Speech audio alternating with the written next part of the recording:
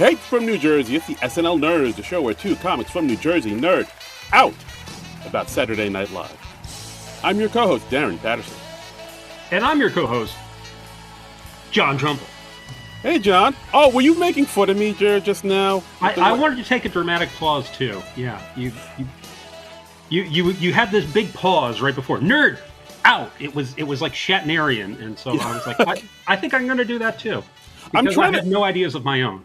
Yeah, I just mimic you. Yeah, do as I do. I learned it by watching you, Dad. Follow the leader and sing after me. I try to figure out how to spice up these intros, and the only thing I come up with is just to take like intermittent pauses. And I think, oh, this is it. I'm reinventing the wheel here. This is a whole new shit. Wow. And it's just really not. It just sounds like I forgot what to say. So what is that like? You're still trying. What's the deal with that? I mean, I still try. I still care. I still give a shit. It's an interesting feeling. Wow. Okay. Maybe I should try that sometime. Maybe. Hey, exert effort. It's what all the cool kids are doing these days. That seems like work. It's like literally not even that much work. It's barely work. Okay, but still. Well, as long as it's barely work, maybe I'll do it. Nah. Okay. Happy holidays, everybody. Happy holidays, everyone. Oh boy. I'm in a mood. I've been sick this week. Oh no, I'm sorry, man. I'm sorry. I hope you feel. I am feeling a little better now, but it's just been kicking my ass for the majority of the week, so it's put me in a bit of a mood. Oh, a bit of a funk. Mood, yes. Well, hopefully, this episode of SNL was the medicine that the doctor ordered. Huh? Segway King. Sure. Okay. Yeah. All right. Yeah. Okay. This episode of SNL, by the way, this was from December 10th, 2022, season 48, episode 8, with our hosts Steve Martin and Martin Short, and our musical guest Brandi Carlile. Yes, this is the second time Brandi Carlile's been on the show, and Steve Martin and Martin Short. Two powerhouses in SNL history. Yes. Again, and this is like something that the SNL has done from time to time, where they'll have two people host a show. It doesn't happen all the time, but when it does, it's definitely an interesting look. I believe the last time this was done was, I think, back in season 41 when Amy Poehler and Tina Fey hosted. And I did a little research, and I saw that the first time they ever did this was way back in season 1 when Peter Cook and Dudley Moore hosted together. Oh, well. That's cool. So yeah. It is fun when they have a double host because, it is mixing it up a little bit. And, it's usually hosts with a connection with each other. It'd be weird if they had, just two random celebrities who had nothing to do with each other host. I think they did kind of have that one time. Because do you remember that one time where, and folks, you can look this up, this happened, George Wendt and Francis Ford Coppola hosted?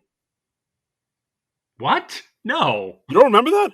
No, I do not. Okay, I'll look at it. It was a weird episode because there was. Are you sure Coppola didn't just have a cameo in that episode? I think he's listed as a host. That's weird. I'll look it up. I know our good folks at the SNL Network kind of put out a list of all the people that have, where more than one person hosting, and one of them I saw was George Wendt from Cheers, and Jason Sudeikis' uncle. Right. And Francis Ford Coppola, which I thought was that's so random. I think maybe they were working on something together, but I remember that episode being kind of interesting because there's like a through line story throughout the entire that whole episode. So it was like kind of a episode within an episode. It was very interesting. I'm now wondering if I've ever seen this. I half of me wants to just shit can the discussion of this episode and just do a deep dive on this George Wendt, Francis Ford Coppola thing. That's weird. Yeah. Wow. So other times we've had multiple hosts. Season 17, Roseanne Barr and Tom Arnold hosted. I remember that. Alec Baldwin and Kim Basinger Remember hosted. that? Yes, they did a Family Feud sketch. Yeah, yeah. And I think some of the other Baldwin brothers cameoed. Yeah.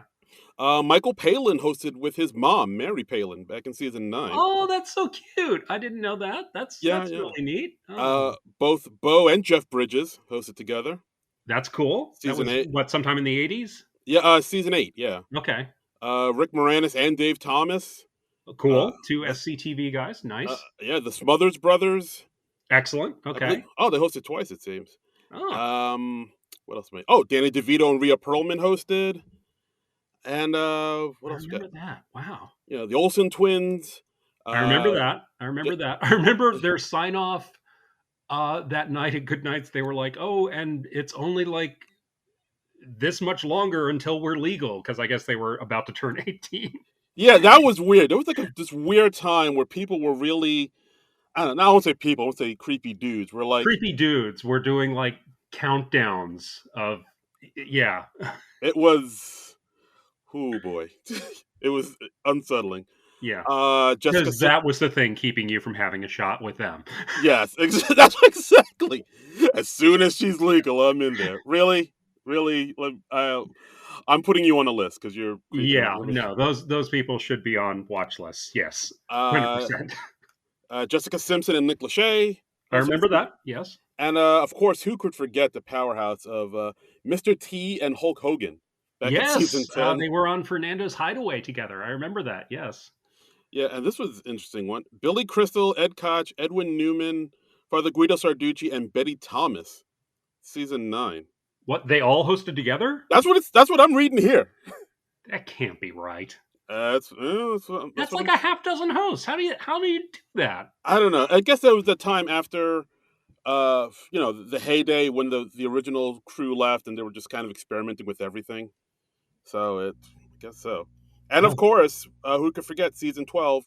Chevy Chase, Steve Martin, and Martin Short. well, I think they really improved things by eliminating the Chevy Chase part of the equation. Yeah. Yeah. Part of me was thinking maybe he'll make an appearance, like in a pre-tape or something, Yeah. like a quick cameo, but not so much. Yeah, don't need it. Take him out. It's tighter. It's more compact. Yeah, no, exactly. Exactly. It's like calling It's it Facebook instead of the Facebook. yeah, it's cleaner. It's cleaner. Yeah, Yeah. absolutely. So yeah, as you probably guessed, we're talking about episode of where hosted by Steve Martin and Martin Short, musical Yes. guest Belinda Carlisle. Not Belinda Carlisle. Damn it, I did it again. Brandi Carlisle. What the hell, man? I don't know, man. Okay, first off, I already said who the hosts and musical guests were. We've already covered this. Oh, you did? We did. Huh. Secondly, you went back to the freaking Go-Go's. I'm current, if not anything, John. Okay, I'm just gonna write down that time code. You can leave it in. I'm fine with putting up my ignorance for prosperity.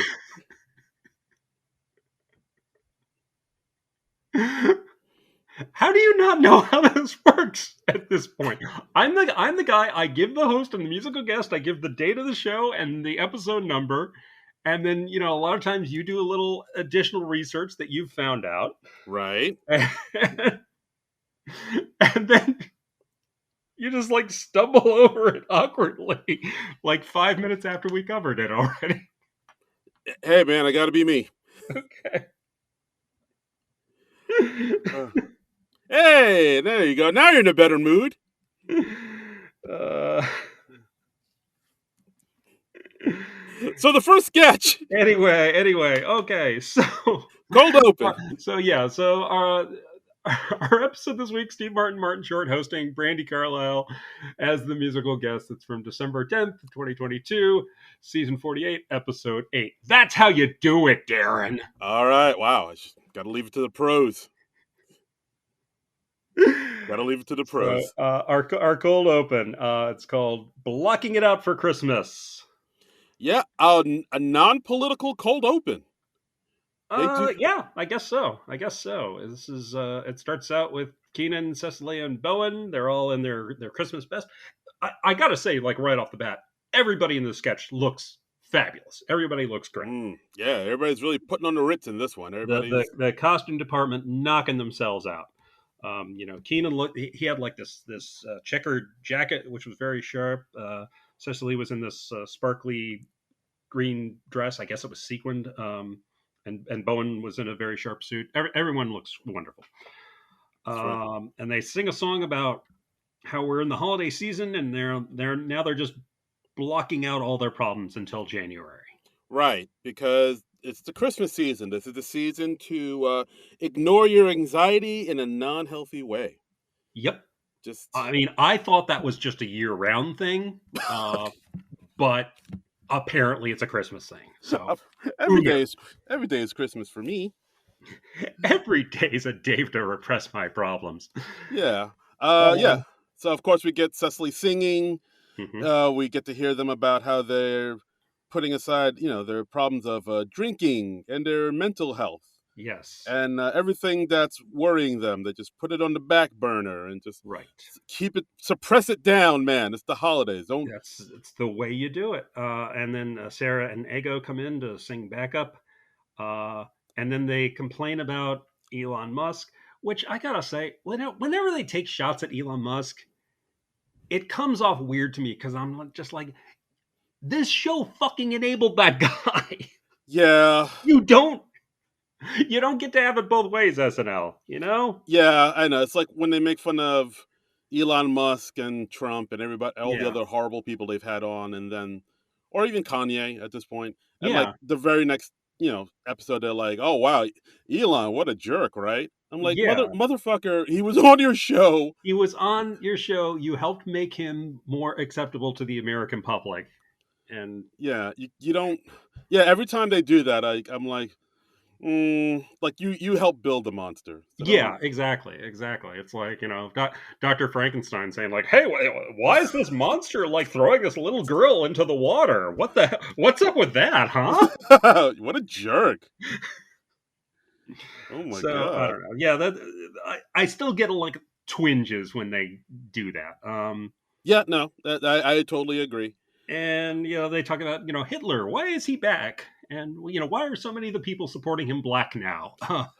That is odd. That is odd. I don't know. What'd you think of this overall? I'll give it points for not being political, because like every time they kind of deviate from giving us a cold open that's not political, I'll be like, all right, well, this is a refreshing change of pace. Yeah. Overall, I thought it was so-so. I thought it was okay. Yeah. Holiday spirit, singing a song. Not too bad, but it wasn't. I don't know. I'm kind of mixed on it as well. I think I've had just like a few too many sketches about how everyone at SNL is barely holding it together. Because we've been getting a steady diet of those for the last 2.5 years at least. Yeah. And it's like, okay, yeah, I get it. And look, no shade on them for having a tough time. Things are tough all over, but they've gone to that well a lot. Yeah. Like I think a lot of us kind of look to SNL to maybe escape our anxieties, or or maybe look for a way to healthily deal with them, or a way to laugh at them.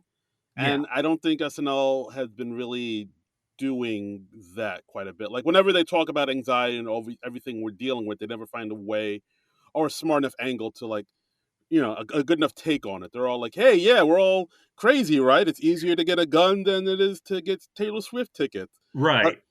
R. Kelly came out with a new album. That's crazy, right? Cable news is horrible. Everything's fucked, right?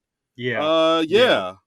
I don't know. I sort of wish they'd take it beyond that a bit. So I was so on this, but yeah. But hey, like I said, everyone looked fabulous. Yes. And apparently, Cecily is accepting Venmo payments for sex. That's just a thing they throw in towards the end. Fellas! I mean, okay. Oh, 'tis the season. More power to you, Cecily Strong. Monologue! All right. Oh, by the way, the cold open written by Alison Gates, Colin Jost, and Kent Sublette. Not bad. Okay. Yep. So next, Martin Short and Steve Martin as the monologue. That's right. I reversed their billing because I felt like it, and Wow. I came across Martin Short's name first on my notes. Okay. So I always just call them Steve Martin Short. sure. I mean, that's more efficient. That's right. Um, I Cleaner. yeah, I think I may just call Martin Short Marty throughout this episode, like I know him. Um, just you, just because it's going to be slightly less confusing. I'll call him Marmar just to make it seem like I know him just a little bit better than you do. Wow. Okay, that's how it is. All right. Hey, Marmar. Um, so they came out. They're again both looking sharp. Steve Martin, he's in like a very flattering purple suit. He looks like the Joker almost, Yes. like the Joker out for a night on the town. Why so serious? And they make a joke about how Steve has hosted 16 times and Marty has hosted 3 times. And they just ran through like quick clips of each time each one of them has hosted. So Uh, that was cute. yeah, yeah. Steve Martin put up an old picture of him from back in the day with the Blues Brothers and Mick Jagger. That was Mm-hmm. kind of neat to talk about how after this picture was taken, they tested positive for everything. Yep. And Well, 1970s. yeah, yeah. And yeah, and there's like a few, like nice little quips and jabs here and there. But I thought the best part of this monologue was the dueling eulogies part. Yeah, I think that was the meat of it. Yeah. Definitely. Um, yeah, and there were some good back and forth insults in there. I mean, they are very good at roasting each other. Yeah, I mean, I haven't seen their show when they toured and went on the road, but Mhm. from what I've heard, like this is kind of from it. And Yeah, they had a special. I think it was on Netflix that was drawn from that show. I think it was like an evening you'll never forget, or you'll never remember to forget, or something like that. right, Um, and I liked. Yeah, Marty had a good line. He said, "Steve, seeing you in your casket reminds me of that famous SNL sketch, Dick in a Box." big applause after Yep. that. I also liked how Marty said, "Steve, I know Steve is looking down on us because he's always looked down on everyone." Yes. I liked how Steve Martin rebutted with his eulogy from saying, "Wow, not much of a turnout." Yeah, that's a good line. That's a good Yes, line. and of course, mentioning the time Martin played Jack Frost in Santa Claus 3. Yes.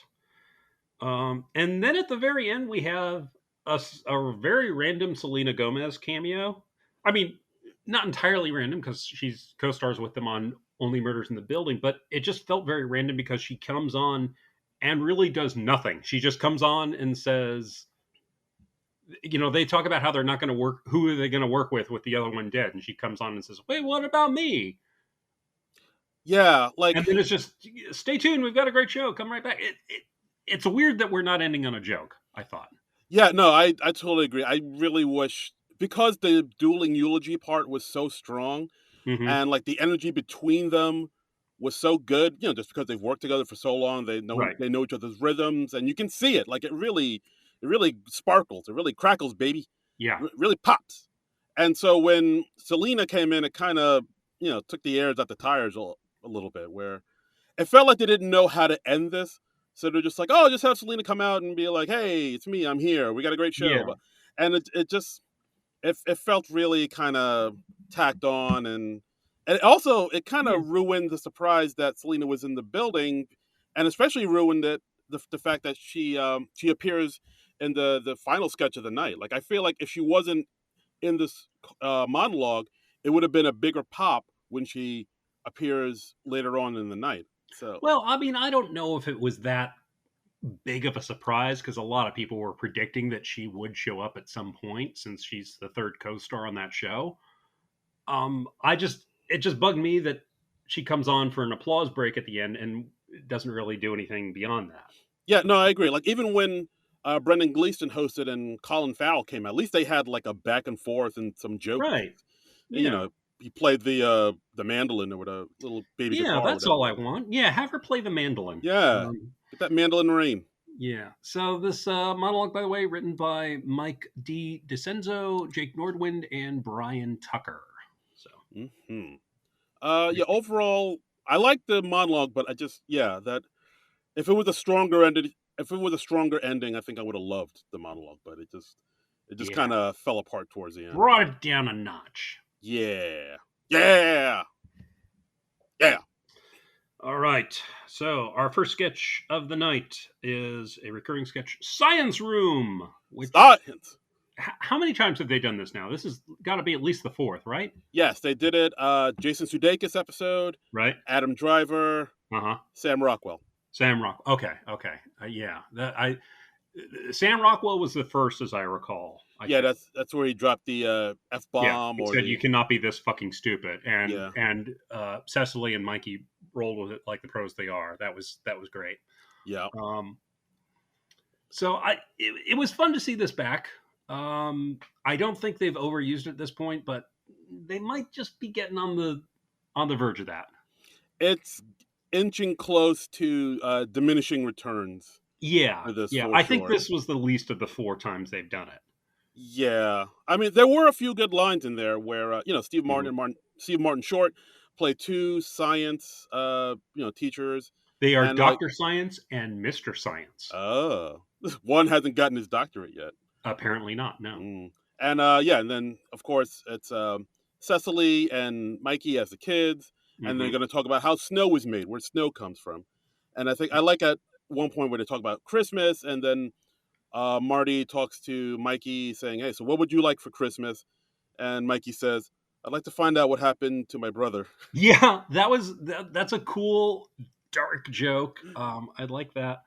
I liked later on where Cecily's character Lonnie says, "Oh, even though it's small, it can still be good for the girl." Yeah, She's just repeating random things she's heard from her older sister, which is yeah. And so I mean, the joke is always the host getting increasingly frustrated at the stupidity of these kids because they're not answering even the most obvious questions correctly. Um, but yeah, this one didn't have the element of surprise that the other ones did for me. I mean, I think the formula is pretty obvious at this point. So right. And I don't know. I mean, do you think the fact that there were two teachers in this one instead of the one that maybe threw off the rhythm a little bit? maybe, yeah, uh, yeah, maybe I could see that. I could see that. It probably is a cleaner dynamic when it's just one increasingly frustrated person and they're outnumbered by the two stupid kids. Yeah. Right, exactly. Yeah, I kind of felt that way too. I mean, it's like I said, they did have a few good lines in there, and like when they were doing the experiment, and they showed the bubbles coming up, and I think Steve Martin said, or Marty said to Mikey's character, say, "All right, do you see this? You see? So what's going on?" And then Mikey says, "Not much. I got 2 weeks off for school." And it's like, Hmm. "No, no, not what's going on in your life. What's going on here?" Yeah. Yeah. Yeah, that's. But yeah, I mean, ultimately, it's that kind Yeah. of It was cute. I think I don't as much as I loved this sketch when it like the first couple times they did it. I think it's now at the point I think we need to retire it unless we find a new strong twist on it. agreed. Like I think it's Yeah. kind of becoming almost like that holiday cake show, that cake baking Uh bake huh. like that they used. Yeah. Where half of them are abominations in the eyes of God. Yeah. Yeah, exactly. Like they seem to be kind of doing the same thing over and over again here, and the first time we saw it, it was like, oh, this is an interesting take, and the cake Yeah. comes alive. But like now we know the beats, we see where they're going, and it's just kind of Yeah. all right. Let's I think what always elevates this sketch for me is that Cecily and Mikey are both so damn good at playing kids. mm, Like just their mannerisms and everything. They're just really good. yeah, So I think it's always a pleasure to see their performances. Um, right. No, I felt like the writing just wasn't quite there, and we didn't have the fun of something unexpected happening in this one, like Sam Rockwell accidentally dropping an F bomb. yeah, no f bombs. So Womp womp. this, by the way, written by Rosebud Baker, Mikey Day, Streeter Seidel, and Cecily Strong. Not bad. All right. Next up, we got a "Please Don't Destroy" sketch, a pre-tape. Chelsea. Yay! Yeah, we haven't seen the Please Don't Destroy guys in a while, It's been a so minute. I'd miss them. It's been a minute. Well, it's a Christmas miracle because here they are. Mm-hmm. Back in the office, we see John talking to the other boys, Mm-hmm. Ben and Martin, about, hey, you remember my ex-girlfriend, Chelsea? Yeah. And then, of course, they take, oh, yeah, Chelsea. Man, she was the worst. She Yeah. smelled. She sucked. She was horrible. Yeah. Yeah, what about... And then quick cut. Ah, Chelsea's there, and it's Sarah's Chelsea. It's very tough to describe the Please Don't Destroy sketches because they just rely on so much surreal humor and so many quick cuts. So they're really tough to summarize. I Very feel. much so, yeah. I mean, they really just have to be seen. Yeah, Us describing them is not going to do much. right. Yeah, exactly. So, like, John talked about how they're together, and then they were like, oh, hey, that's great. We can't wait to see the family. Actually, the family's here. They're on Zoom call. They've heard everything you say. Oh, my Right. God. Oh, we were actually talking about your other ex girlfriend, Courtney. She was a fugly nerd, and then it's Chloe as Courtney, who I will say doesn't look very fugly. That's what I'm saying. Like, It's, I don't... and then there's a stenographer. The stenographer is married to Steve Martin. Michael Che's behind the door, Yes. um, and we have Sarah Sherman's actual father coming in to just beat everybody up. And Yeah. they say at the end, thanks to Sarah Sherman's actual father. Um, so I mean, it's fun, it's quick, it's like 2-3 minutes of just sheer goofiness, and Yeah.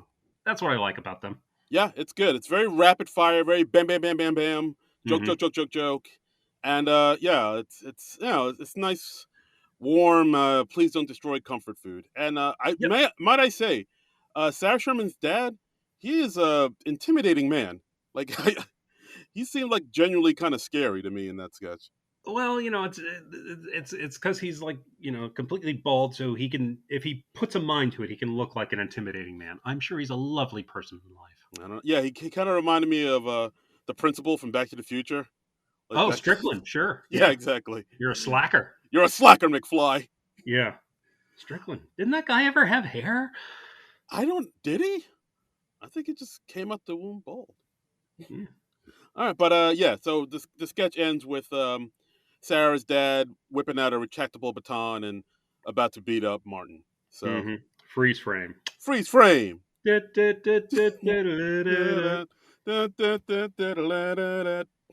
All right. Next, we have a sketch called "The Holiday Train." This was written by Allison Gates and Kent Sublette. This apparently, like the opening part of this, it's like loosely based on the movie White Christmas, which I didn't really realize because I've never actually watched White Christmas. Yeah. I mean, actually, the whole sketch is loosely based on White Christmas, which is Okay. something I didn't know until I saw it online. So yeah, so for those that don't know, it's a musical, came out in 1954, White Christmas, Irving Berlin. It has Bing Crosby, Danny Kaye, and Rosemary Clooney is in it. And Okay. there is a scene where they're all on a train and they're singing this song called Snow, and it's all about how they can't wait to get to their destination to see snow, just because Ah. like because snow is amazing, and we can't wait till we see snow. That's basically the song and what it's about. Okay. So this I'm Yeah, all right. I don't think you necessarily have to see White Christmas to get this or appreciate this sketch, but I think it would help from what you're saying. Because they do sing a number about snow. It's we've got Steve and Marty and Cecily and Keenan is like met the other three for the first time, and they're all talking about how they're going to Buffalo to see snow for the very first time, and Cecily's like, I'm going to rub it on my face and hands and my ass. yeah. I think at one point, like Steve kind of sings off key. Yeah, and Marty breaks a bit. Yes. Yeah, there's a lot of breaking in this sketch. I've noticed. Yeah, it's such a weird, bizarre sketch. And then the twist at the end is what we find out that Steve, Marty, and Cecily are all bears that made a wish to be transformed into humans so they could go see snow. Right, because they're actually bears, so they've never seen snow. Because they Because always hibernate through the winter, right, and so they try to make a trip to see snow for the first time, but they don't make it. They fall asleep, and of which of course, course reverses the spell. Yes. I don't have to tell you how magic spells work, people, You, right? I you mean, all, you know how it works. You fall asleep, the magic spell wears off. That's just science. yeah, science. Um, Uh, so yeah, but I like that we cut away from them for a little bit, and then James Austin Johnson is talking about as the train conductor, and then we cut back, and it's Keenan just in the at the table with three people in bear suits. I'm assuming it's not Cecily, Steve, and Marty in the bear suits, because how could you get on the bear suits that quickly? But that makes sense. yeah, I honestly thought for a minute that like maybe they put like a bear suit over them, but yeah, it wouldn't make sense to just have three different people just already in a bear suit just yeah. switching I mean, places. they had Cecily's bear character move, and then Cecily said something. But I as much as I would love to think that it was her in a bear suit, I don't think it was. Oh well, maybe next I'm year. just I'm just saying it's this also, by the way, this twist at the end, it's reminiscent of a sketch that they did back in 2014 when Amy Adams was hosting, and it was called Singing Sisters. It was Amy Adams, Cecily, and Kate McKinnon. Hmm. And then at the end of that sketch, we find out that the three of them were like raccoons that were transformed into women. Oh, Do you remember interesting. this sketch? Not at all. Okay, this sketch burned into my brain because it was just so freaking weird. Okay. Because like throughout, they're saying odd things like, "Oh, we were rifling through the garbage," and like it's not until you know that they are raccoons transformed into women that makes any sort of sense. So this bear Okay. sketch was kind of like that. Okay. Yeah, because like throughout the sketch they do make notes that they might be bears. Like, oh, like Yeah, I think Keenan says, "Hey, where are you guys from?" Oh, the woods. yeah, And of course, they have like a bag of nuts that they're very protective over. Um, Overall, I did like this sketch, but I think it seemed a little. It seemed very loose. Like I normally I yeah. don't mind like a loose sketch, but this kind of seemed loose to the point of being a little sloppy. Like they missed. Uh I huh. noticed like they kind of missed a lot of cues here and there, and then they like I think at some points like Martin was kind of you know missed coming in with his song at some points, and I don't know. It seemed. I mean, maybe they made a lot of changes, that night, so they were trying to catch up. But it seemed a little. There was like one I thought kind of odd technical choice, which is like when they get up from the table, and then the train set just sort of parts behind them, and then they're in like this winter wonderland thing where they're singing the number about snow, but they cut to an angle that like showed the audience, which I thought was weird because it kind of broke the reality of the sketch. Yeah, yeah, no, absolutely. I just thought that was a really weird choice. It was a really weird camera angle to select, and I Yeah, don't know why they did that because it looked like it was. It made it seem like they were in more of a cramped studio than they were. yeah, and like I'm not You even know? sure why they did that. Why they had to break apart the back scenery because like it didn't really add too much to the sketch, I don't know. really. I'm guessing that was like a White Christmas thing. Maybe Uh, that's something they do in White Christmas. no, I mean I watched the clip. Like the clip where they Oh, sing "Snow" is on YouTube. You can watch it, and like they don't do that in the original movie. So I was like, oh, okay. Well, then I got nothing. aha, debunked. All right. So yes, I don't know why they felt the need to do that. I mean, I do like the twist at the end where it turned out they're actually bears. I think that's a cool little twist, but I don't. I think it was. I don't know. I don't want to say it felt like under rehearsed. I don't think that worked as well for me because I remembered the previous sketch and I was like, I don't know if I really needed to see the raccoon sketch again. I saw it the first time 8 years ago. It was weird then, and yeah, so I was like, oh, okay. Again, I thought the hair and the costuming was incredible. Everybody looked great. Yeah, yeah, absolutely. They really nailed that sort of 1950s look on everybody, Yeah, which was James fun. James Austin Johnson was the ticket taker, and he can do a great '50s voice. Very. Yes, he can. Yeah. Yeah. Oh, I was hoping those bears would stay up all night and watch the snow, but it seems like they fell asleep again. Yep. But yeah, I'll give points to the sketch for trying something different and having a good twist. But like overall, it just It didn't quite get there. I don't know if it was. Well, watch the Singing Sisters sketch from 8 years ago, and then tell me if they were doing something different. Okay, it's bears this time. Totally different. Yeah, yeah. All right. So anyway, sounds like you liked it more than I did. I, I But, I do like it, but I don't know enough to like defend it but to you death. shouldn't, is what I'm saying. I yeah, No, it was fine. It was it fine. was fine. It It was was fine. cute. It It was could cute. it I could mean, it could have been better, but like I think look, it was look. it was As Christopher Walken said when he hosted SNL, according to Jay Moore, bear suits are funny. Um, okay. so you put bear suits in a sketch, yeah, it brings it up a few notches. I mean, Walken knows comedy. Yep. Yeah. Bear suits are funny. Next, it's another sketch from Allison Gates and Ken Sublette. This one is called A Visit with Santa, with Steve Martin as a department store Santa, Marty as Sprinkles slash Pringles the elf, and cast members coming on as a parade of children. Yes, and so in this one, he's like a mall Santa. He Mm-hmm. invites kids to sit on his lap and tell them what they want. And Are Marty, we explaining how mall Santas work? We're yes, doing that? Okay. yeah, like All right. yeah, you know how mall Santas work, right, guys? Well, this is what I'm saying. I don't think you have to explain the premise of a mall Santa, dear. All right, fine. You don't know. Maybe some of our listeners live in places where they don't have malls. Okay. You ever think All of right. that? People Folks, live in. write in. Let us know if you know what a mall Santa is. Tell us if you know what a mall is. Yeah. Okay. Tell us if you know what Santa is. Yes. Tell us if you think Darren thinks you're stupid. I don't. Me. So yeah, we have a parade of cast members as the kids. We had Chloe as a 9-year-old, and again, I'm really impressed with how they made her up to actually look like a kid. She looked kind of convincing as like a young kid, again with her mannerisms and stuff. Right.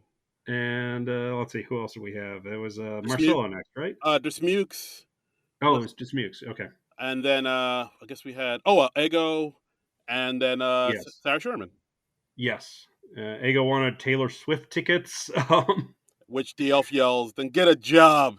Yeah. There's something about like Martin Short screaming that's always pretty funny to me. Yeah.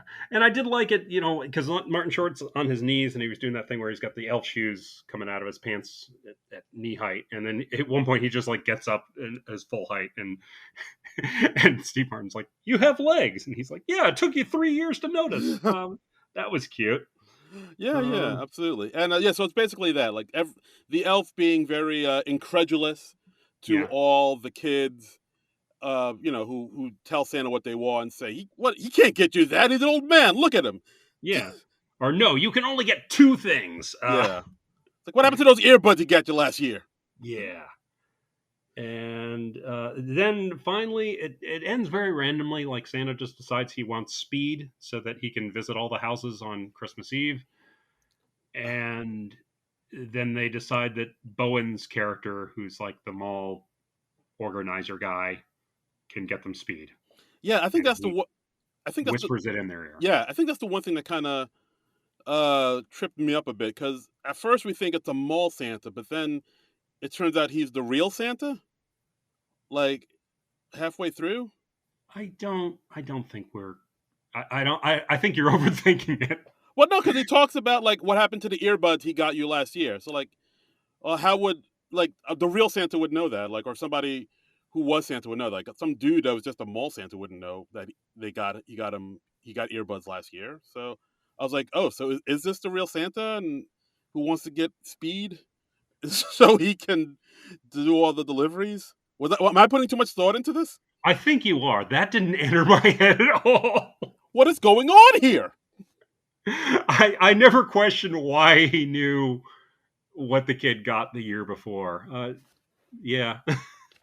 So it was the real Santa, right? What are we doing here? Sure. Okay. It was the real Santa. Okay. I thought it was just. I just thought the ending was very out of nowhere, where they just decided they want speed, and then that Bowen knows where they can get speed. I Yeah, thought that was just a weird, random way to end it.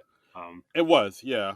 I wasn't really questioning the reality of whether or not it was the actual Santa.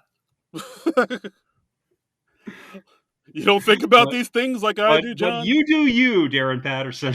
You do you, my friend. All right, fine. I'll do me. Folks, write in. Let us know. Wow. Did you think it was the real Santa? Do you still believe in Santa? Is Darren overthinking this sketch? Do you I say yes.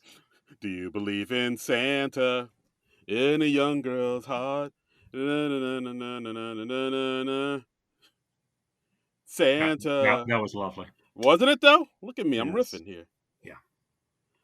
Okay. All right, but yeah, overall this sketch the ending was kind of okay. Yeah. It seemed kind of half written, like they didn't really know Yeah. where to go It with was, this. I think it was like, okay, everybody has to turn in their sketches in 5 minutes. And it's like, oh, fuck, finish the page we're on. He gets speed from Bo and Yang. Okay, done. On to the next. That's kind of what it felt like to me. It's like speed is the answer for everything. Well, hey, we are at Saturday Night Live. Hey So now. Hey now. I don't know if they still do that sort of thing backstage. I guess no. No, I think They're high on life it's right. today at Saturday Night Live. Um, Yeah, Back in the 70s when it was the Blues Brothers and Mick Jagger, yes, they tested positive for everything.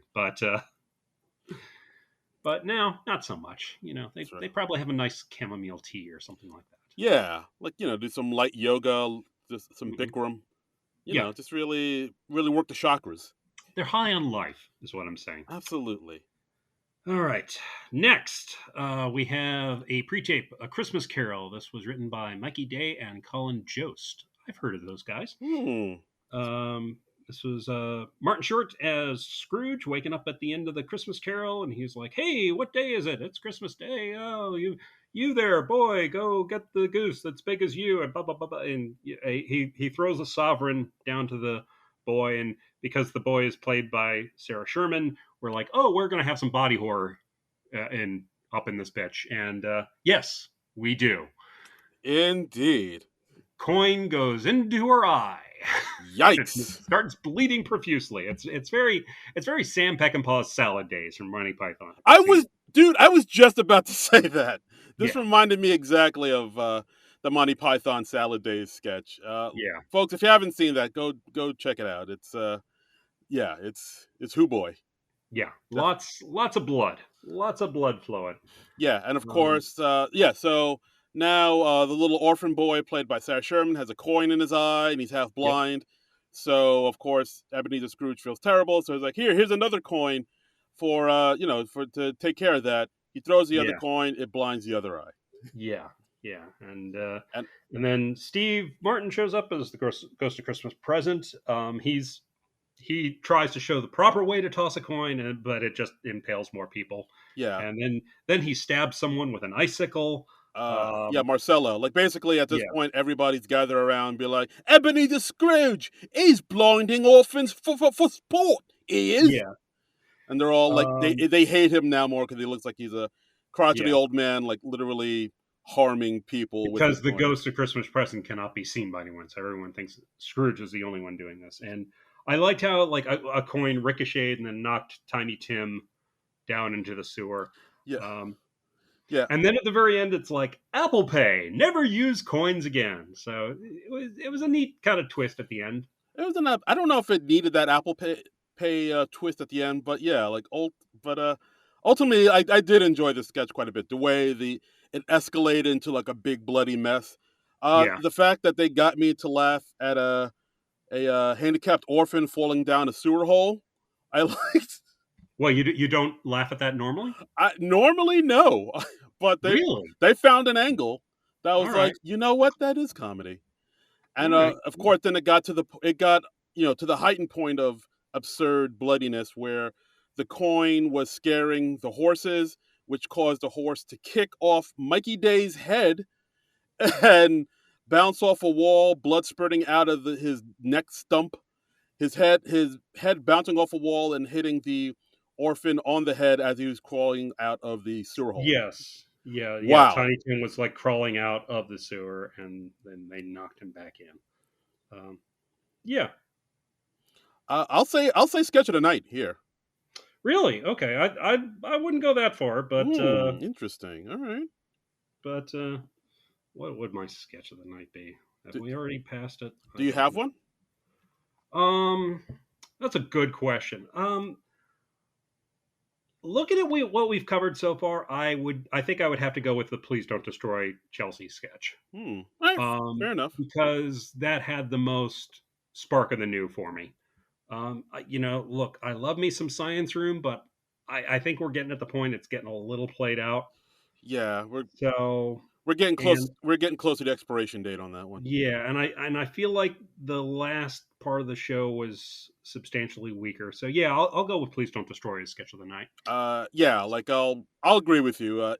I, No, too late. You already chose A Christmas Carol. no, no. I mean, I'll agree with. I've locked you in, my friend. Damn it! No, I mean, like I'll agree with you in the fact that as far as this episode goes, it started off pretty strong, and Hmm. but the second half was boof. Yee. Oh, Yeah.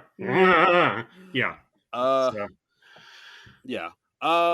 Yeah, our musical guest, Brandi Carlile, not Belinda. Brandi Carlile. Second time on the show. She was previously with last time Jason Sudeikis hosted, I believe, which was about a year ago. Yes, yes. So she's back to rock the house.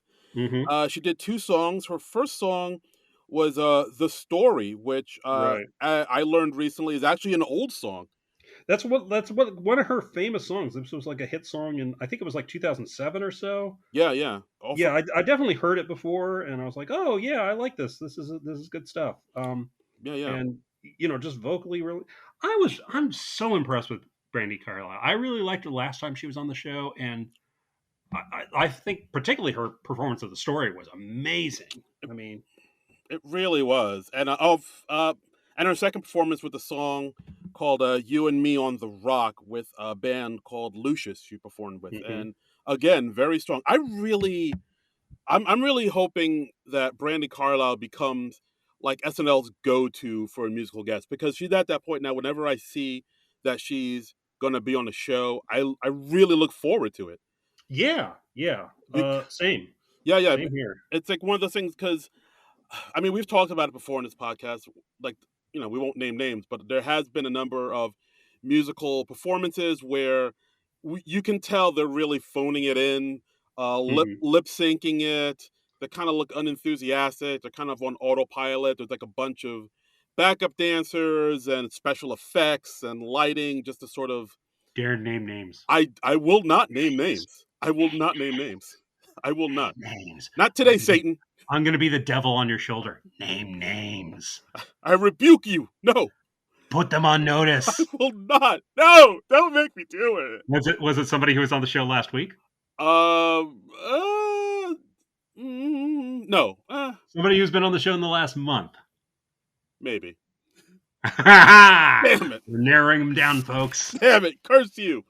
But yeah, but like with Brandon Carlisle, you don't see any of that. You see, Yeah, like, it's just her and her band and yeah. her genuine love and affection for music and performing live. Like, she The gives, the joy just comes through her when she is performing, and it's just infectious. Yeah, yeah, like every time she's on it, she's like, I can't believe I get to do this. This is yeah, fantastic. yeah. And it just really elevates like the show and like it Hmm. elevates. It's like, wow, this is really fantastic. It just makes Yeah. everything better.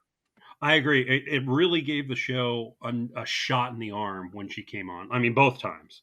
Absolutely. But yeah, I think I'm a fan of hers now. I Yeah. mean, she's good stuff. I mean, I totally get it. It's not.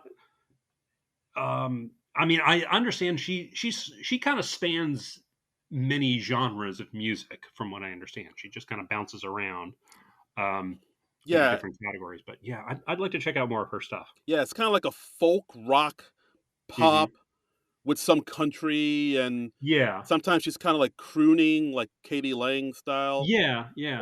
or Chris Isaac. It's like She's got a hell of a voice, hell of a oh, musician. dude, her pipes are unreal. Really impressed with her. Yeah. Good So stuff. bonus points, thumbs up. Yeah. Like Brandi I Carlile, please come back to SNL and Look, I mean, perform again. I'll call it now. We're only 8 episodes into the season. I don't know if we're going to see a better musical guest this year. Uh, I'd agree. I'll agree with you. I don't really Yeah. think. I mean, she's a tough one to beat. She's the one to beat Yeah, right now, as far as I'm concerned. right. Um, So like, thank Brandi Carlile, thumbs up. All the Thumbs praise. up. All the You get praise. the SNL Nerd seal of approval. We Mm, will send you your commemorative sticker in the mail. yes. Yeah. Next up, we got Weekend Update. Weekend update with, let me look it up, Colin Jost and Michael Shea. Che. Hmm. Okay. So, Uh, apparently they're telling jokes this time around. jokes concerning the news and kind of a slow news week. Mm, Not a whole lot going on this week. not much. Um, Apparently that Herschel Walker guy got beat by yes. Warnock, so that happened. And Yeah. but Che thinks this isn't the last you've heard from Herschel Walker. Unless of course he's your biological father. Right. Yeah. Good joke. Good joke. Laughed out loud. I love that joke. That's a great joke. He had another good line about Herschel Walker a little later, where because Trump, he he didn't tweet. I guess he Truth Social, whatever you do on Truth Social. I Um, I don't know what that goes on over there, and I don't I want don't to know know. what the term is, but he apparently wrote on Truth Social that they should terminate the Constitution to restore him as president, which is an office where you are supposed to defend the Constitution, so you have to suspend the. Anyway, dude's a moron. And Che said, "Oh, they would terminate the Constitution by asking Herschel Walker to drive it to the clinic." Oh, nice. Again, great joke, great joke. Nothing but net. Nothing but net. I also liked just had a line is noting that SantaCon was happening in the city in New York City this weekend, and he said, "So it confirms that while Santa may exist, God definitely doesn't."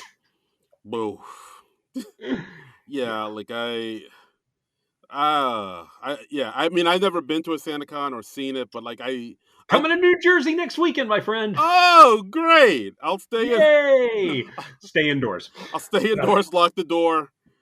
yeah. Gevalt. I want no part of that. Yes. And I also like the joke that Jost had about the World Cup.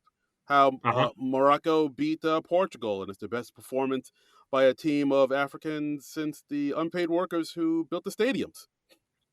Oh, okay. I thought you were going to go for the Brazilian joke, but all right. Oh yeah, no, that I always go for the ones that get the bigger groans, and Yes. that Okay. Okay. that got a huge groan. The audience, It did. It did. they're like, "Oh no." It was like it was like they thought that Jost made that happen. And he was like, "I didn't do anything." Yeah. Yeah. Uh, he was just commenting on the existence of that. I am like 98% positive that Colin Jost does not have slaves. Yeah, I'll go 95. 93% positive that Jost does not have slaves. I am 82% positive that Colin Jost does not have slaves. 67% certainty. Because I don't think Scarlett would put up with it. Yeah, no, like after that Yeah. whole thing with the Aeon, not Aeon Flux. What's that other movie she was in where it's usually played by an Asian person? Ghost in the Shell. Yes, Ghost in the Shell. So after that, she's like, let's keep like before we Let's not exploit any other races. yes, Yeah. before we get together, you got to tell me, do you have any slaves I should know about? Yes. Okay, because hey, my PR team's got to nip this in the bud. Right. Yeah. You got to let me know right up front. You gotta let me know. You gotta put that in writing. I mean, look, it's fine if you have slaves. I just want to know. Oh. So Just give me a heads up. That's all I'm asking. Just blink twice if you have slaves. Blink, blink. Okay, all right, that's fine. I'll make some calls. Look, that ferry is not going to clean itself. That's all I'm saying. Oh wow. We are. What are we doing? What are we doing here, John? Oh, we're gonna burn in hell. Oh, God. Um, So Ego comes out. Ego comes out. She does a desk segment as Marianne Louise Fisher. She's giving us tips on holiday shopping. Yeah. Um, I didn't write too many notes for this one. It wasn't. well, she's got three tips. She says get a neck brace. Did you know? Did Um, you know that anyone could buy that? yeah. She says if your blood sugar drops, J.C. Penney's got nuggets, which that's good to know. That's right. Well, And her third and I think most important tip: if you can, be black.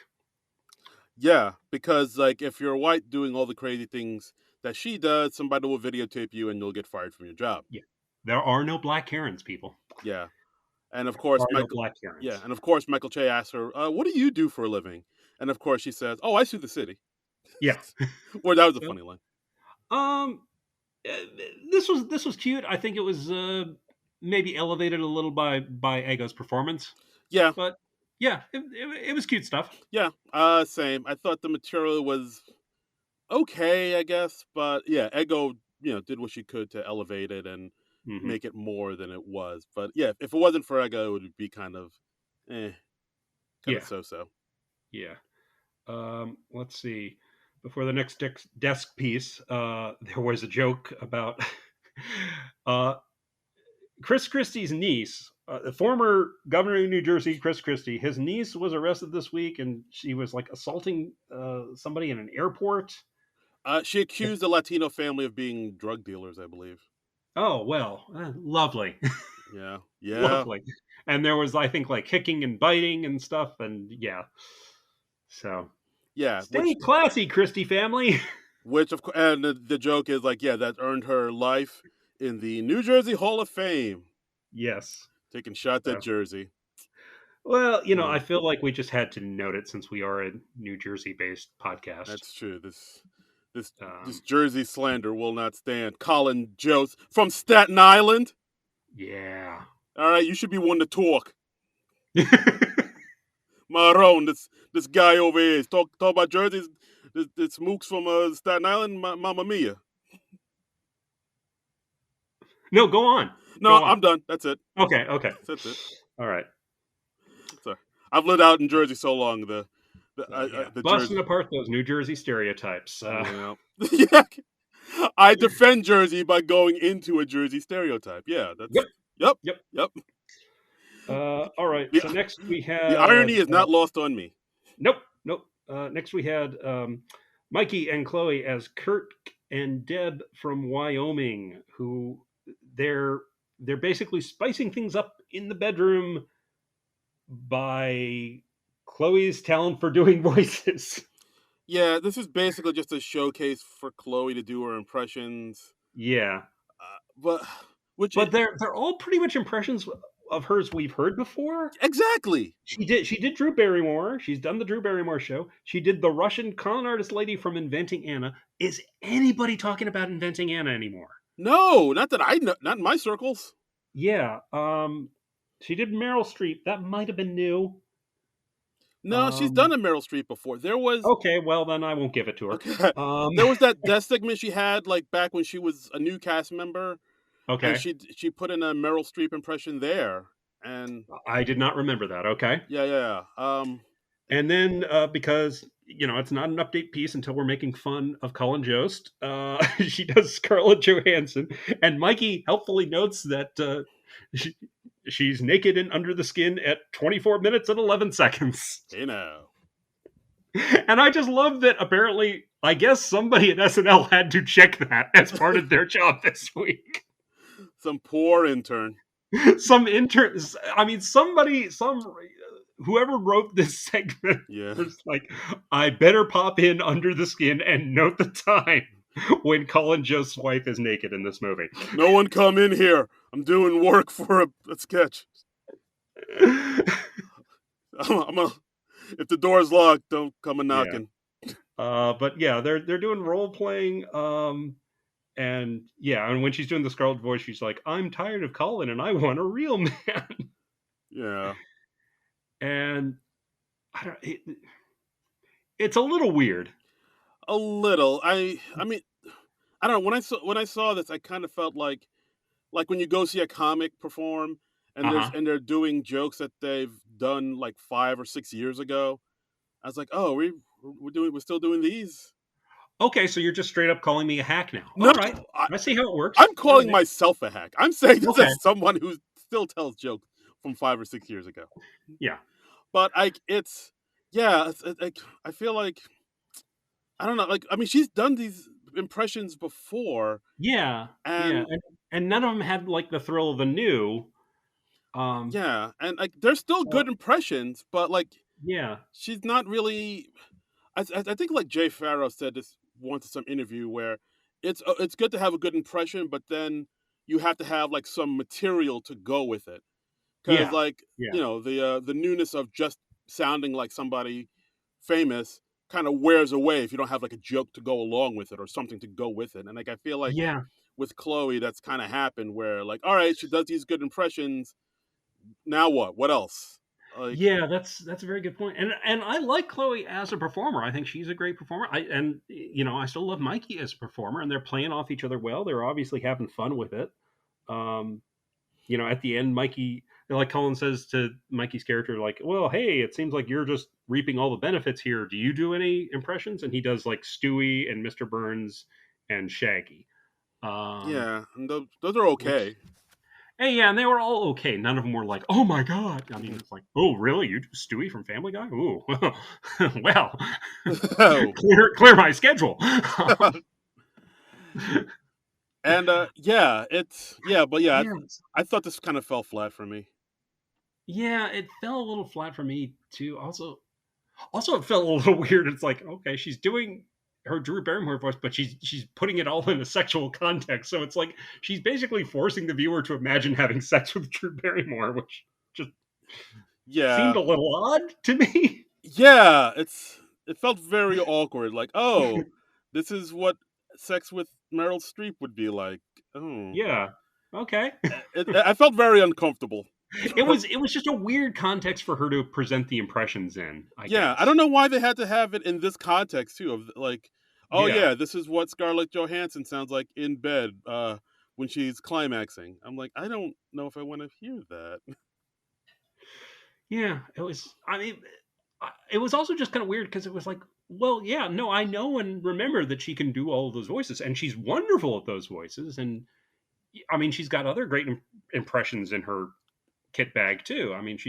I remember, I think it was like late last season, she did a killer impression of Cecily. Um, Oh yeah, well, and she did Elizabeth Olsen, and Elizabeth Olsen had a cameo.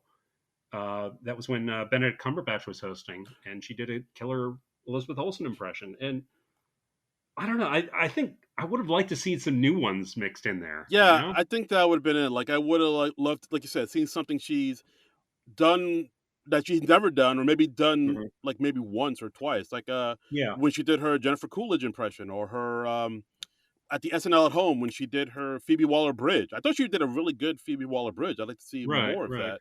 Like I don't know why they kind of went back and did played the hits as it were, like I the mean, stuff yeah. we've seen her Even if do. she wanted to do another Drew Barrymore show sketch, I think that would have been fine, and that probably would have been more interesting than doing the update segment. Yeah, I know exactly. I mean, I kind of feel like I've been looking online and reading the Twitters, and like a lot of people kind of feel like like I guess there's this theory going around that like Chloe had this whole machine behind her. Like it seems like SNL was really trying to make Chloe happen, like tried Uh to huh. make her the next big, breakout star, and maybe it hasn't quite happened in the way that Did people she wanted like to. lose some of her regular writers or something? You I think? I don't know. It just seems like maybe Chloe still. I mean, she's a strong performer. She's great with impressions, but she still hasn't Yeah. really had that really moment where she's like really popped and like really broke out with Yeah. like the same way like Sarah has popped. Like Sarah Right. Sherman, people like love her and they look forward to her, but like Chloe Mhm. really hasn't Mhm. had that explosion the same way maybe people wanted her to or whatnot. So Yeah, I maybe mean, she doesn't have any big recurring characters, and yeah, it feels like she probably should by this point. Um, yeah, and maybe that's because, like, say somebody like say Cecily is still around. yeah, yeah, Um, exactly. Cecily was all over this episode. She was She was. I ton of mean, stuff. they use Cecily a lot. Yeah, Cecily does still dominate the show yeah, to a degree. yeah, I mean, but I think that's very earned because she's a very strong, versatile performer. yeah. She Um, sang twice in this episode. yeah. Well, oh, light night for her. uh, So yeah. yeah. Overall, I like the jokes in this weekend update, but yeah, the two death segments weren't Yeah. the strongest. I thought. You know what I miss? I miss them doing the joke exchange at the Christmas show and at the end of the season. They've gotten away from that, and I always like that as a recurring bit. I'm hoping that they're going to do that on next week's episode. If they don't, I'm going to be Oh livid. yeah.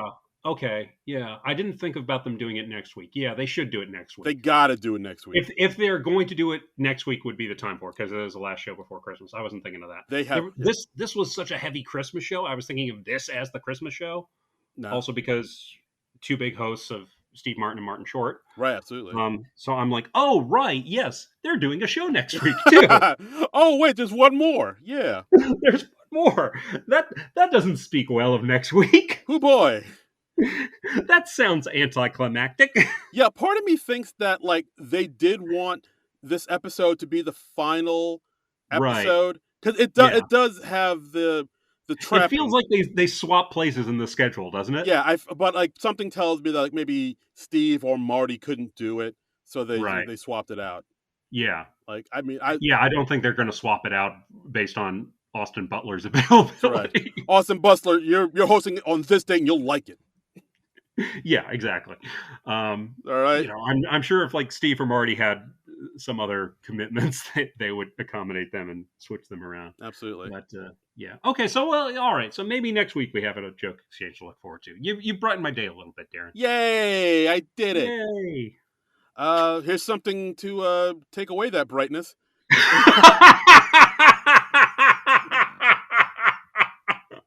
Don't hold back, Darren. Tell us how you really feel. Minky. Minky, a sketch so great it was cut from the Willem Dafoe episode. That's right, it was cut last season. And I don't know why they brought it back. I don't. Were they like really desperate? What the hell's going on? And it's by the Please Don't Destroy guys. It's Martin Harley, John Higgins, Ben Marshall, and I usually like them. And this was like what? Yeah. So, Huh? so the basic premise is it's a talk show called How to Treat Your Man by Right. Minky Carmichael. Right. It's set in the 90s. It takes place in 1992. They actually flash on screen. It says like taped such and so a date 1992 and because it was late and this is how stupid I am, for a moment I was like, wait, are they showing a sketch from like 1992 with Steve Martin? And I was like, or when Marty Short was hosting before, and then of course I thought about it for 2 seconds and then I was like, oh no, it's obviously not because we just saw Heidi 5 seconds ago. Yeah. So, by the way, this is like the first time we've seen Heidi in this episode. Yeah, right? that too. Yeah, I was like, oh That's wow, weird. it really is. Not a lot of Heidi, not a lot of Dismukes in this episode. Yeah, very light show for them. Very light. Punky didn't show up much. I think we only saw Molly in the Christmas Carol pre-tape. Right. Devin Walker was in the cold open, and that was it. Yeah. Woof. I mean, I don't want to. I mean, he's still very newish, so Yeah. that doesn't shock me too much. Same with Michael Longfellow and Marcello. I kind of expect them to be light, sadly. Yeah, that's true. Like, I don't want to ring the Aristotle Atari bell for Devin just yet. No, well, I mean, we're not gonna put his picture on the milk carton quite yet. Have you seen me? No. But yeah, Minky. So basically, Martin Short comes out. No Steve Martin, just Marty. Yeah, just Marty. And he comes out and he's basically like this sort of talk show host, talks about how women need to treat their man and how they need to put out your man. Yeah. Yeah, he had the cat. And it looks like the set of the Arsenio Hall show. It looks exactly like the set of the Arsenio Hall show.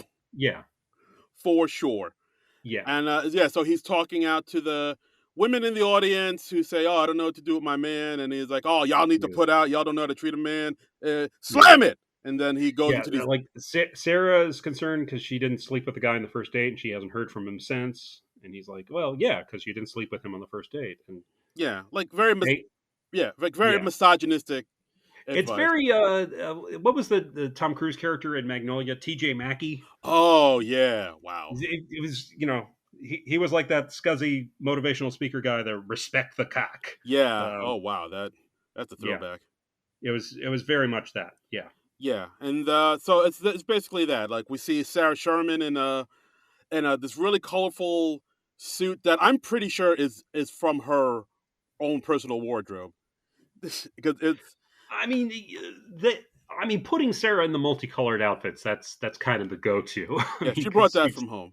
yeah, maybe. And then we also have like everybody like Ego and Punky talking, asking for Right. advice, and they're all he gives us misogynistic. You need to treat your man better. And and then towards the end, Cecily comes up as she's another audience member. She says, "I went on a date with Minky, and he has the worst penis I've ever seen." Um, and she talks about how it's hollow on the inside, like penne pasta or something. Yeah, that It was was just very weird. It was more weird than funny. yeah. I mean, to his credit, Martin Short was trying to make this work. Like, He was. I mean, he's breaking out the Ed Grimley dance. yeah, he had moves like Jagger. He was trying. But I mean, I was watching this and I was like, if you just wanted to do the Ed Grimley dance again, why didn't you just do an Ed Grimley sketch? I don't. Like people would have loved that, man. I don't They know. would. I mean, Yeah, because they go nuts whenever you revive one of your old classic characters. I don't know. But do enough people nowadays know who Ed Grimley is? I don't know if this generation is familiar with the Grims. Well, I think there probably would have been enough people in the audience that would have gotten it. Yeah, maybe. I hope. I mean, I'm assuming the audience for a Steve Martin Short show is going to skew a little older. Right. That Venn diagram is Right. for Gen Xers and older Yeah. boomers. Yeah. I mean, not that they haven't picked up new fans from Only Murders in the Building and all that, but That's true. That's true. uh, But yeah, I I don't know. mean, This was like nearly 5 minutes, and God, it just seemed interminable. yeah, like I kept waiting for maybe some big twist to happen or some type of Nope. escalation. Well, I think the he has a weird penis. I think that was the big twist. It Yeah, just wasn't a very funny yeah. big When twist. that came, like that, when I heard that, I was like, that can't be the twist. Is that it? That's it? Really? Yeah, Like, is PP weird? That's what we're doing? yeah. Oh, I don't know. I think this just should have remained on the axed pile yeah. after the Willem Dafoe show. And by the way, how do you do this and the Geppetto masturbation preparation sketch? How do you consider both of those for the same show? Yeah, I think I remember somebody saying there were a good number of like penis heavy sketches in the Willem Dafoe episode, and I don't know if that's Yeah. because in it's known, pretty well known in Oh yeah, Hollywood. that is like sort of the myth about, yeah, Willem Dafoe is apparently, yeah, he's got a hog. Yeah, it's like him, Milton Berle, Pete Davidson, big old Peters. Is Pete Davidson on that list too? Oh ho ho, oh yeah, oh Okay. yeah, All right. oh. But yeah, like this sketch is there wasn't much to it. I don't know why it had to be set in the '90s. Like, I mean, unless this was referencing some show in the '90s, because like the '90s don't play a part in the sketch at all, really. And it's just, I don't know. Where is the sketch? What is the point of I the don't know. sketch? I mean, we had weird things like, like that. You remember that dating show Studs I in the was, '90s? I was just thinking about Studs when I was watching Yeah. this too. Yeah, that was like that syndicated dating show, and I think it would only air in the middle of the night. And it was sort of like the dating game where people like are reporting on the blind dates they went, but it was just like filled with all this innuendo that I'm sure the hack writers came up with for them. Yeah, Uh, I was in her endo. Yeah, yeah, gang gang. What's up, bro? What's up, bro? What's up, bro? like you'd watch it, but you'd feel like you have to take a shower afterwards. Yeah. After you watch, people like, I should actually be out and talking to people. I should. I should repent. I Yeah. should I should just change the way I'm living my I life. should go to church. Yeah, I should go to church. This, this this is is this is my bottom. yeah, this is my rock bottom right here. But yeah, like I don't know what the point of this sketch was, or it just really Was the didn't. point just like killing 5 minutes? Yeah, but this, Definitely worst of the night, I yeah, would say. this is a stinkeroo. Pu. Yeah, I was just like, But why? Why? why? Hi. And so then we close out the show with 10-1 sketch, Father of the Bride, Father of the Bride, Part 8. Part 8. Yeah, this is basically a sketch surrounded over the movie Father of the Bride, which Steve Martin and Martin Short were in. And Yeah, the premise is basically, now Steve Martin's an older man. His daughter is engaged again for the eighth right. time now. 3 decades and 7 divorces later, and his daughter is 52. Right. And And basically, is Heidi playing the daughter. Um, Chloe coming in as Diane Keaton, who was also in the Good movie. Diane Keaton. Not a bad Diane Keaton. Yeah, We had I think they said she was a vision in beige, which was yes. kind of funny.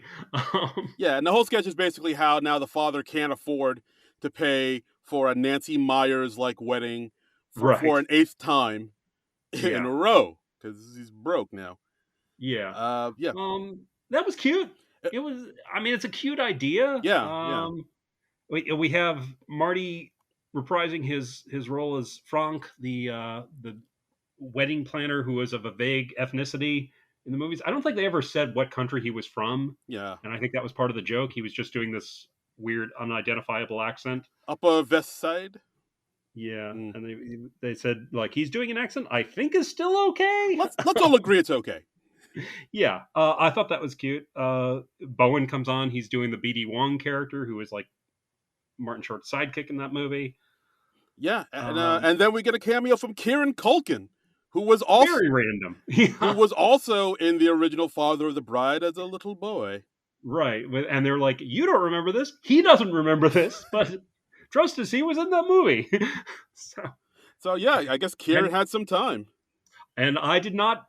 They were correct. I did not remember that he was in that movie because I don't think I've watched any of those Father of the Bride movies since the '90s. I'm not sure if I even saw the second one. I mean, I definitely saw the first one, but yeah, like The first it one, was and it's a remake of one with a movie with Spencer Tracy and a young Elizabeth Taylor. right.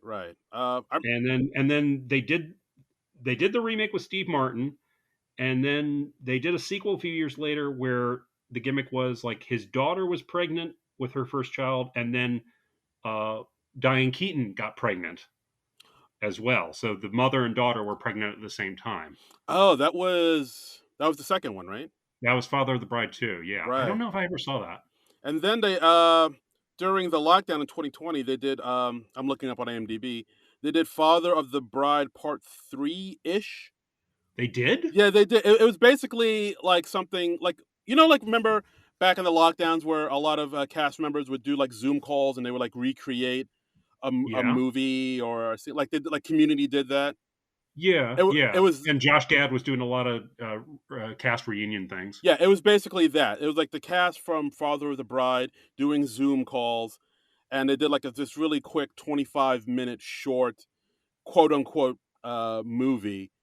Oh, so it wasn't a real movie. No, they were like reprising all their old characters, but it Okay. was all done through Zoom and like the benefit, and I think all the money they made like went to a charity, for it. Oh, well, that's Yeah, nice. and Okay. Florence Pugh was in that one as well. In the reunion. And the Father of the Bride Part 3-ish. I think it's on like Facebook Watch or something if you want to see it. Oh, well, no wonder I haven't seen it. Right. And then they Who the did hell uses Facebook yeah, Watch? somebody maybe. And then earlier this year they did a Father of the Bride reboot with Andy Garcia and Gloria Estefan, and Chloe Fineman was in that one. I don't think I realized that was a thing. I Okay. think that Wow. went straight to HBO Max. You can see that there Okay. if Oh, if you all right. want. So yeah, so then Kieran Culkin pops in the sketch. Selena Gomez pops in as the Another random Selena Gomez cameo where she just comes on and doesn't do anything. It was just like, here I am, Selena Gomez. And applause, applause, applause, applause. applause, and then the camera pulls back. I did like the line where Kieran Culkin comes on and he says, "Oh, I can't have any cake because I'm having a colonoscopy tomorrow." Yes. Uh, I thought that was a cute gag about how he's a middle-aged dude now. Yeah, But he's an older fellow. yeah, Um, um, but yeah, ended very abruptly. yeah. Um, Again, like it's another sketch where it really felt like they didn't know how to end it. So they're so apparently, like when we don't know how to end sketches or monologues, we just bring Selena Gomez on yep. for and to do nothing. Just Selena Gomez on stage. End. Yeah, she's in a bright pink outfit, really high heels, and apparently that's enough. The end. And I that's how. don't know. Did they tell her she was going to be in that like 30 seconds before she came on? I don't. I'm very confused. Yeah, I think the angle was she was supposed to be the entertainment for the upcoming wedding. Oh yeah, that's right. Yeah, she said like, oh, it'll cost you like 1.8 million. Yeah, Uh, but I mean, I don't know. It was kind of I think I agree with you. The idea is cute enough, but yeah, it seems like they didn't know. They kind of leaned heavy on the cameos and didn't write yeah, that much. They were like, "Oh, hey, look, it's y- Kieran Culkin. Oh, hey, look, yeah. it's Selena Gomez. Oh, hey, look, it's Martin Short as his character Frank." And Right. that's all you need for a sketch. You don't need to write anything really funny. Just look at them. They're there. The Just end. look. These people showed up. Isn't that enough? Isn't that enough? Um, this sketch, by the way, written by Jimmy Fowley, Kira O'Sullivan, and Will Steven. I don't know. Is it Kira? Ceara. Is See, that how you pronounce it? Kiara. Kiara? I'm Kiara. probably still mangling that, but Che. Che.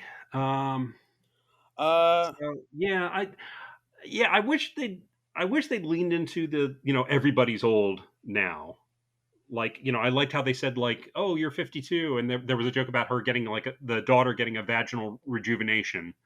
Um, yeah, they should have and, leaned and into. Kieran Culkin having a colonoscopy. I thought that was pretty good stuff, but I wish they'd leaned into that a little bit more. Yeah, no, absolutely. They should have leaned into that more instead of depending on the celebrity Yeah, cameos to be enough.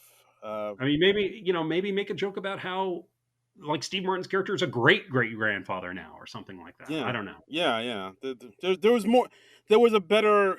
It's a good idea, and there was a better script for that idea, but Yeah, we did not get that script. or just like keep building increasingly absurd sequels like at the end of 22 Jump Street, like have let's have a Father of the Bride Part 10 like taking place in the future and they're on a moon colony or something. I don't know. There you go. Now you're cooking. See, something like that. I don't know. But Yeah, well, I would have liked to see it build a little more. yeah, absolutely. And maybe let Selena Gomez stay in her seat. Yeah. Nothing against Selena Gomez, she's lovely. But This is turning into an anti-Selena Gomez podcast. no, I'm just saying if you're gonna bring Selena Gomez in, maybe have her do something. What? Just a thought. Don't just have her stand there like a prop. Give her a joke or two. She's done the show before. She can tell She jokes. she's worked with Steve Martin and Martin Short for, I believe, about 2.5 seasons worth of time now. So she's capable of joking. I'm guessing yes. So yeah, just weird. So kind of between this and the Minky weekend to the show, last half hour of the show, pretty weak. Yeah, overall, I mean, I don't want to say this was a bit of a letdown, but it kind of was. It started off strong enough. I thought Yeah, the monologue was good. Uh, Science Room was all right. yeah, yeah.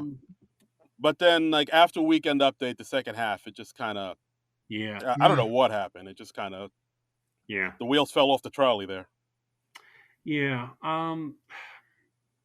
I mean, there was enough good stuff that I don't really feel like it was a disappointment. But yeah, I can't quite shake the feeling that they could have utilized Steve and Marty a little better. Yeah, I mean, you got Steve Martin and Martin Short. Like this should have been like a home run. This should have been a show for the ages.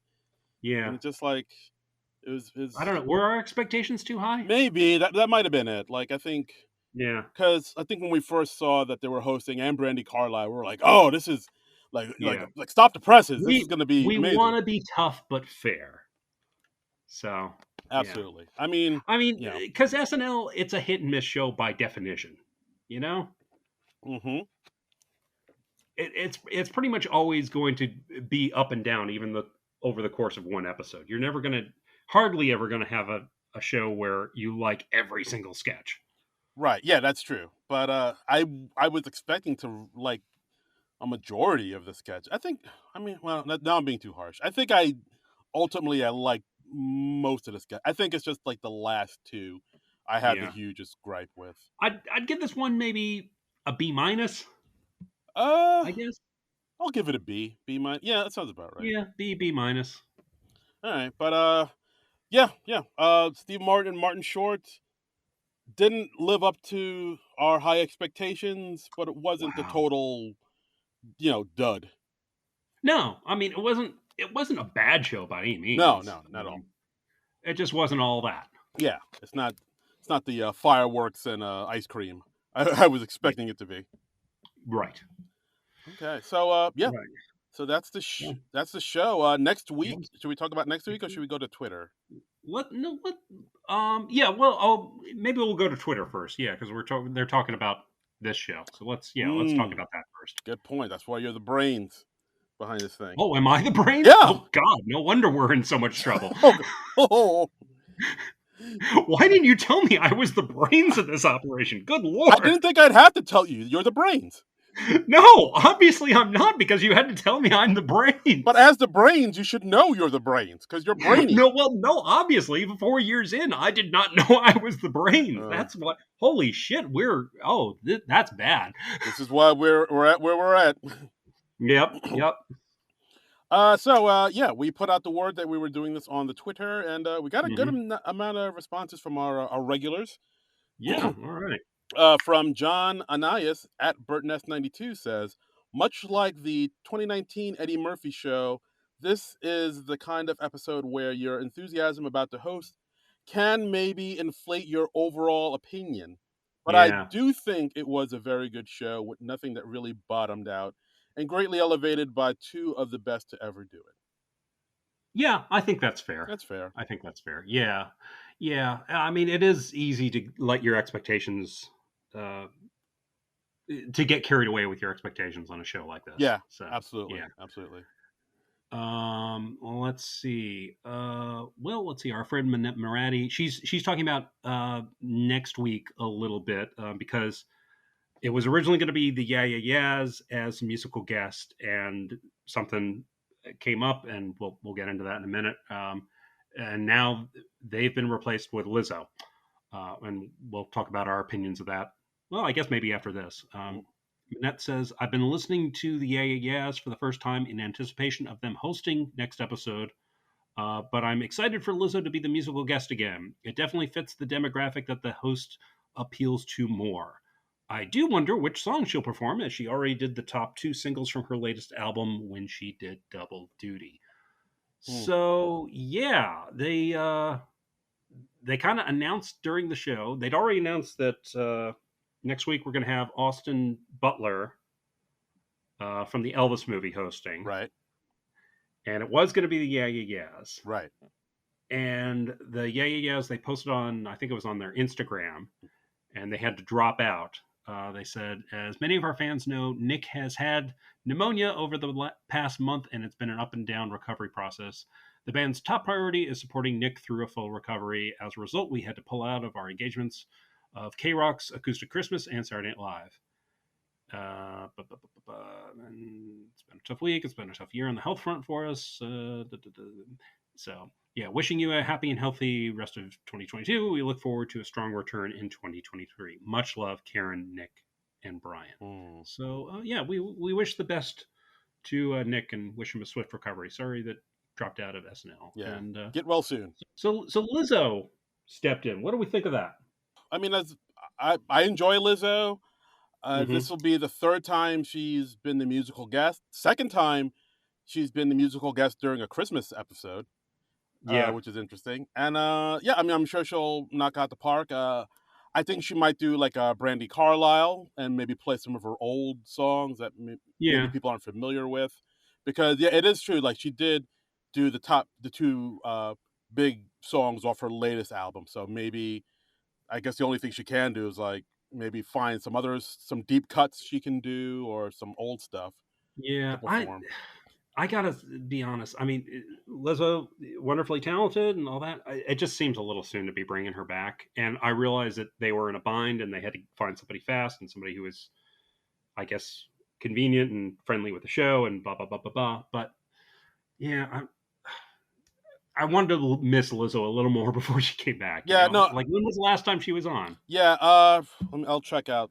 I'll look it up. I mean, it was less than a year ago, right? Definitely, yeah. But Yeah, because I know she was the musical guest on the Eddie Murphy episode in 2019, and then she hosted herself and was a musical guest on that, and that was like last season, I think, right? I'm looking it up right now. Oh, this was in yeah, it was in April.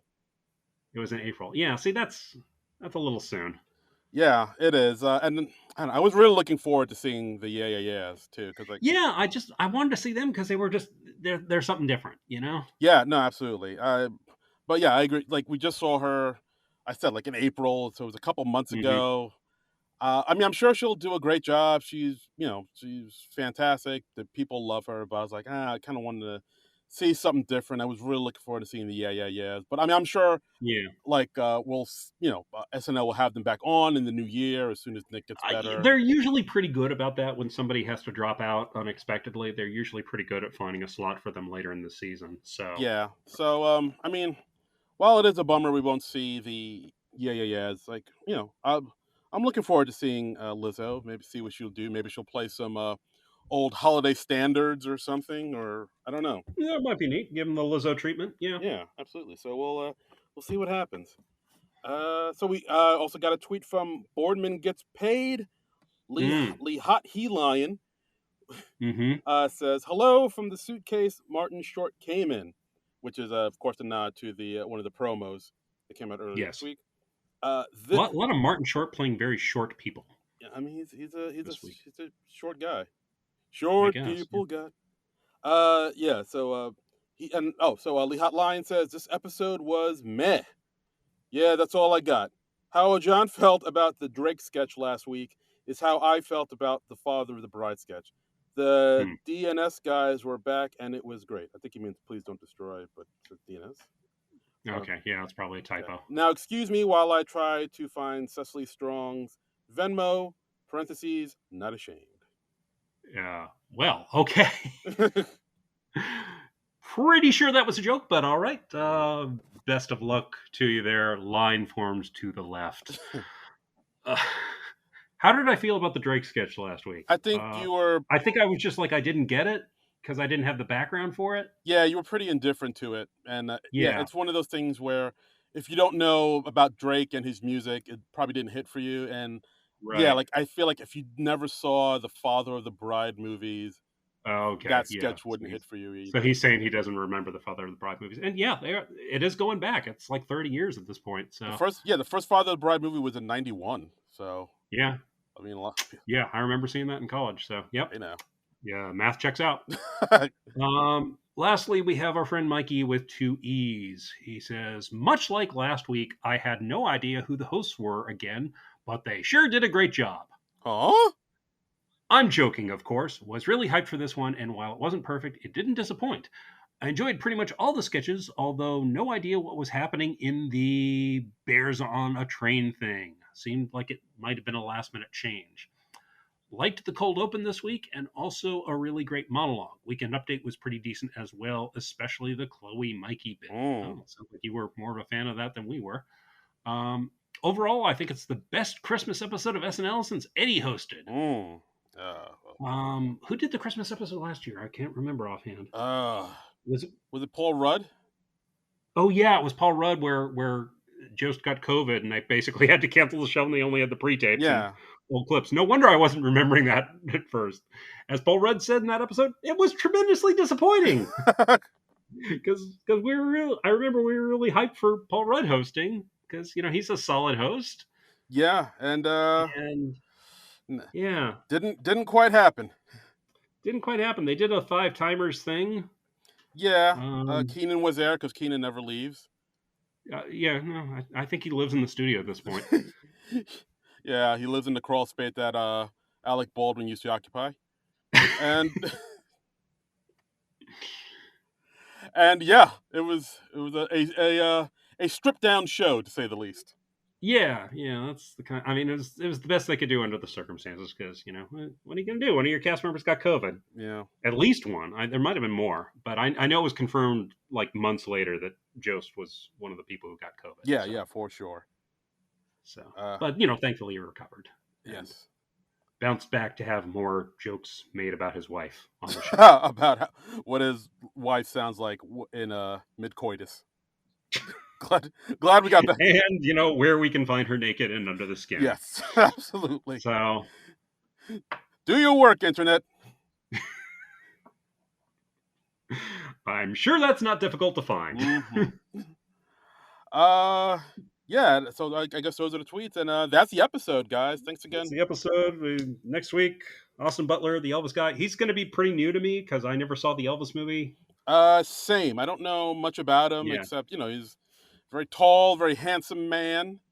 Yeah. I think he's done like a few things. The Elvis movie was like, of course, his big break. That's the kind of movie that's Right. everybody seems to know him from. I know he's going to be in the upcoming Dune movie, the Denis Villeneuve Right. movie. With that Timothy Chalamet son of a bitch. Yeah, but yeah. Other than that, I'm coming in pretty cold. Don't know much about him. Don't know if he's funny. This will be interesting. This will be Bet we'll see an Elvis parody. For sure. If we don't get an Elvis parody, they're missing a golden opportunity. And and who knows? Maybe a Tom Hanks cameo as Colonel Tom Parker because he was in the Elvis movie. Oh, he was. That's right. Yeah, and he lives in the city, right? He's I around. think. I think he's around. Yeah. I think he's close enough that they can call him in on short notice because he does a fair amount of cameos. Yeah, like he doesn't live in the crawl space like Keenan and Alec do, but I feel like Tom Hanks, perhaps he's bi-coastal. I bet Tom Hanks makes enough money that he has a place on the East Coast and a place on the West Coast. Damn, you think so? He's got all the. I think so. All those millions he made off the Burbs. He's got that Joe versus the volcano money, son. Got that Turner and Hooch money. Mm-hmm. Turner Hooch, y'all. That's right. Turner Hooch, y'all. Turner Hooch, y'all. Oh. Anyway, so will we see Tom Hanks?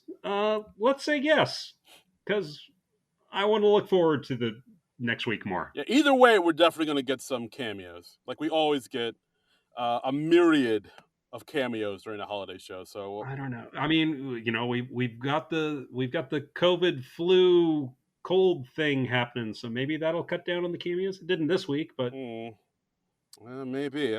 You're right, but maybe. I don't know. Here's hoping. Nobody's masking up at good nights anymore. So. Yeah, whatever. We're just living. What are we even doing? We're just living with the sickness, man. This is the new normal.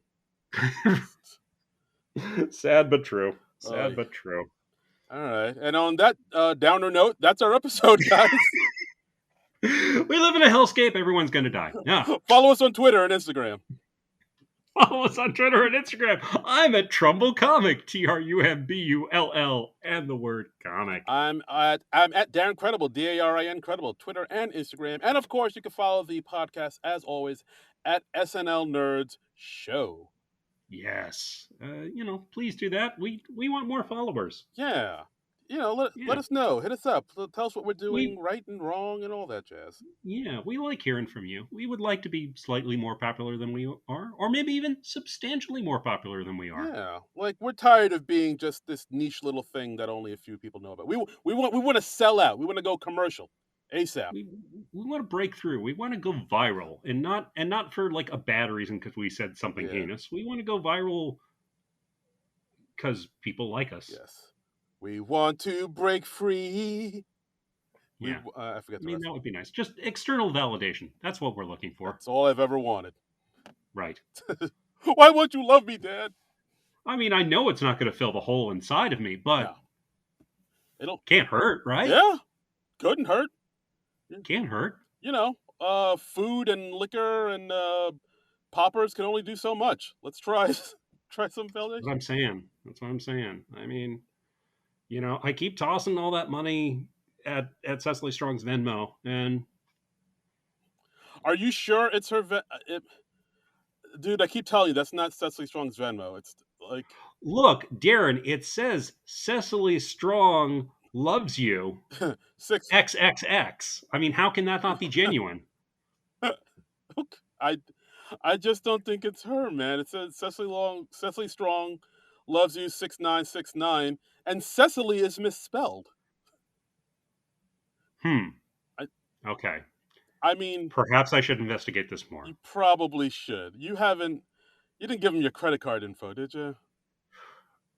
I gave them all my credit card info. Oh, I sent over a W-4 oh, form, a direct deposit. It just seemed to make the whole thing more efficient. oh, John. Oh, John. Did I do bad? Oh, All right. Okay, well, I'm going to go check on my bank accounts and my financials, and we'll be back next week with Austin Butler and Lizzo. But until then, nerds Nerds out!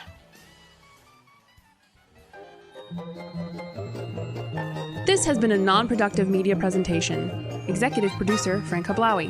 This program and many others like it on the Non-Productive Network is distributed under a Creative Commons Attribution Non-Commercial No Derivatives license. Please share it, but ask before trying to change it or sell it. For more information, visit Non-Productive.com.